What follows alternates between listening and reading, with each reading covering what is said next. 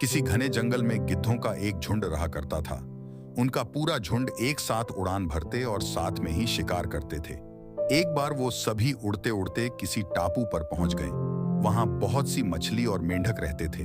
उन्हें वह टापू बहुत अच्छा लगा। उनके खाने पीने और रहने की सारी सुविधाएं उस टापू पर मौजूद थीं। सभी गिद्ध उसी टापू पर रहने लगे। अब उन्हें शिकार के लिए कहीं जाना भी नहीं पड़ता था। सभी बिना किसी मेहनत के भरपेट भोजन करते और उस टापू पर आलस्य में जीवन जीने लगे। उसी झुंड में एक बूढ़ा गिद्ध भी रहता था। वह बूढ़ा गिद्ध यह सब देखकर बहुत परेशान रहता था। उसे अपने साथियों की आलस भरी दशा देखकर चिंता होने लगी।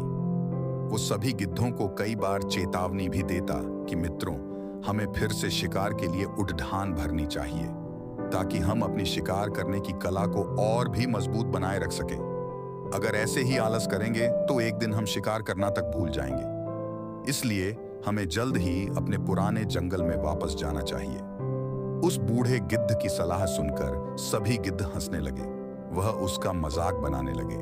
उन्होंने कहा कि बूढ़ा होने की वजह से इनका दिमाग खराब हो गया है, इसलिए यह हमें ये आरामदायक जीवन छोड़कर जाने की सलाह दे रहे हैं। ये कहकर गिद्धों के झुंड ने उस टापू से जाने से मना कर दिया। इसके बाद वह बूढ़ा गिद्ध अकेले ही वापस जंगल में लौट गया। कुछ दिनों के बाद उस बूढ़े गिद्ध ने सोचा कि बहुत समय हो गया, चलो उस टापू पर जाता हूं और वहां पर अपने सगे लोगों और दोस्तों से मिलकर आता हूं। वह बूढ़ा गिद्ध जैसे ही उस टापू पर पहुंचा, वहां की हालत देखकर वह हैरान रह गया। वहां का दृश्य बहुत भयावह था। उस टापू पर मौजूद सभी गिद्ध मर गए थे। वहां पर सिर्फ उनकी लाशें ही पड़ी थीं। तभी उसे कोने में एक घायल गिद्ध दिखाई दिया। वह उसके पास गया और वहां की हालत के बारे में पूछा। उसने बताया कि कुछ दिन पहले इस टापू पर चीतों का एक झुंड आया था, जिन्होंने उन पर हमला कर दिया और सबको मार दिया। हम लोग बहुत समय से ऊंचा उड़े नहीं थे, तो हम अपनी जान भी नहीं बचा सके। हमारे पंजों में उनसे मुकाबला करने की क्षमता भी कम हो गई थी। उस घायल गिद्ध की बात सुनकर बूढ़े गिद्ध को बहुत दुख हुआ।